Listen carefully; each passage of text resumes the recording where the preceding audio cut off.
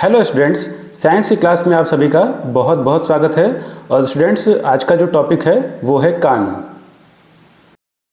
जैसा कि आप सभी को पता है कि कान हमारे शरीर का बहुत ही महत्वपूर्ण अंग है, तो इसके हर एक पार्ट के बारे में आपको जानना चाहिए। जैसा कि ह्यूमन बॉडी में 2 कान होते हैं और जो कान का जो पार्ट है, जो ऊपरी भाग है उसे पिन्ना कहते हैं। ठीक उसी तरह से जो अंदरूनी पार्ट है उसे semi circular canal, cochlea, Eustachian tube, कान का पर्दा, एक्सटर्नल ऑडिटरी कैनाल कहते हैं। तो 1 बाय 1 इसके बारे में जानते हैं।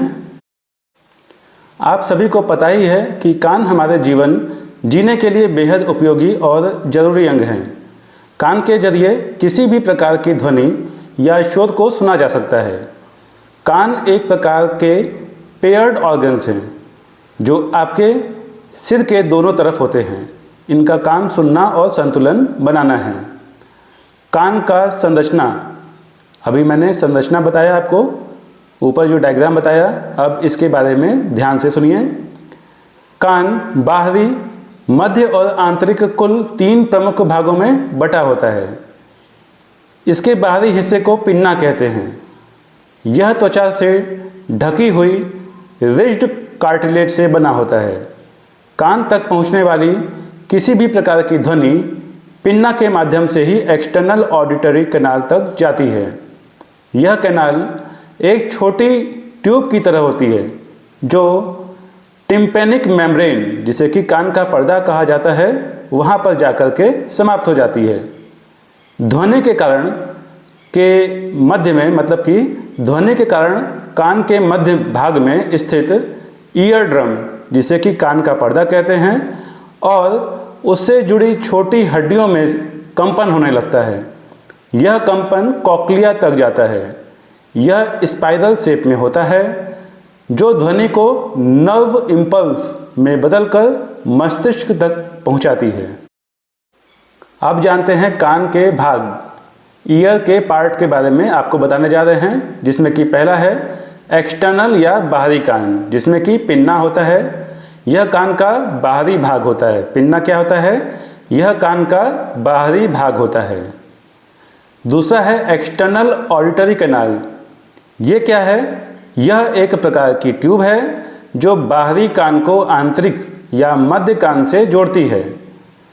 तीसरा है टिम्पैनिक मेम्ब्रेन, जिसे कि ईयरड्रम कहते हैं। टिम्पैनिक मेम्ब्रेन एक प्रकार से बाहरी कान को मध्य कान से अलग करती है। इसे कान का पर्दा भी कहते हैं। दूसरा है मध्य कान, जिसे कि टिम्पैनिक कैविटी कहते हैं।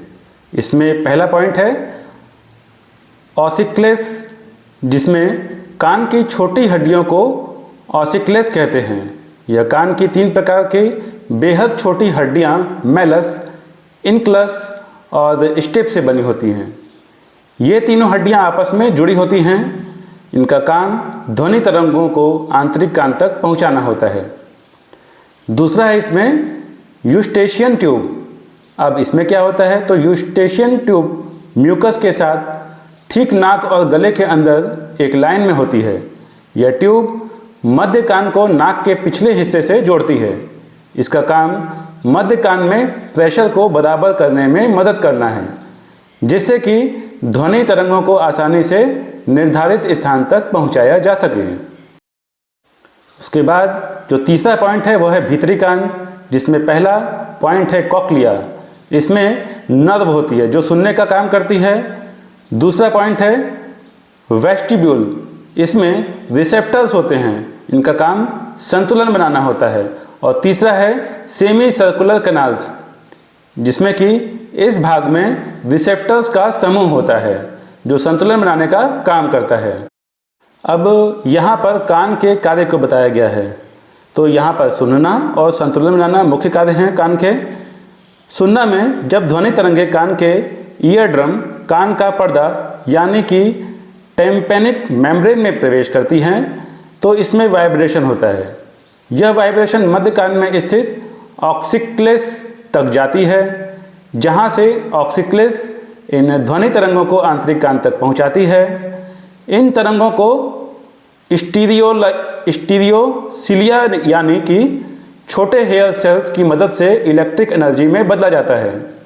इसके बाद इन तरंगों को नर्व फाइबर्स की मदद से मस्तिष्क तक भेजा जाता है। और फिर है संतुलन। इसमें आंतरिक कान में सेमी सर्कुलर कैनाल्स होती हैं। यह कैनाल फ्लूइड और बालों जैसे सेंसर से भरी होती हैं। जब आप सिर को हिलाते हैं तो इन लूप के आकार की कैनाल्स के अंदर का फ्लूइड गति करता है। इसके कारण कान के अंदर के बाल हिलते हैं। ये बाल इस सूचना को वेस्टिबुलर नर्व के साथ मस्तिष्क तक पहुंचाते हैं। इसके बाद मस्तिष्क मांसपेशियों को संतुलित करने के लिए संकेत भेजता है।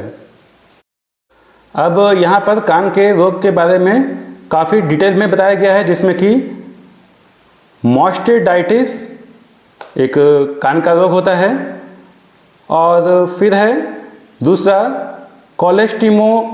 कोलेस्टिटोमा, और तीसरा है सरुमेन ईयरवैक्स इन्फेक्शन, और चौथा है कान के पर्दे का फटना। पांचवा है एकॉस्टिक न्यूरोमा, और छठवां है कान का दर्द, जिसमें कि कान में होने वाले कई प्रकार के दर्द किसी रोग को जन्म दे सकता है। और सातवां है ओटिटिस मीडिया। आठवां स्विमर ईयर, और नौवां है मेनियर रोग। 10वां टिनिटस। तो यहाँ पर काफ़ी डिटेल में यहाँ पर दिया गया है। तो ये आपका होमवर्क है कि आप सभी इसका स्नैपशॉट लीजिएगा, और यहाँ पर मैं आपको ये होमवर्क दे रहा हूँ, इसको आप पढ़िएगा।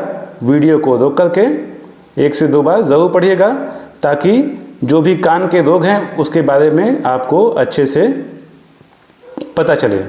ठीक है, और इन सभी के नोट्स भी बनाइएगा। तो स्टूडेंट्स, उम्मीद करते हैं कि आप सभी को वीडियो पसंद आया होगा। वीडियो पसंद आया हो तो लाइक कीजिएगा। चैनल को अगर आपने अभी तक सब्सक्राइब ना किया हो तो चैनल को ज़रूर सब्सक्राइब कर लीजिएगा। बेल आइकन पर क्लिक करेगा, ताकि जब भी मैं साइंस से रिलेटेड कोई भी इंपॉर्टेंट टॉपिक लाऊं तो वो आप तक समय से पहुंच पाए, और आप सभी इसी तरह से नॉलेज को कंज्यूम करें। कोई भी डाउट हो, कोई भी क्वेश्चन हो तो कमेंट सेक्शन में ज़रूर पूछेगा।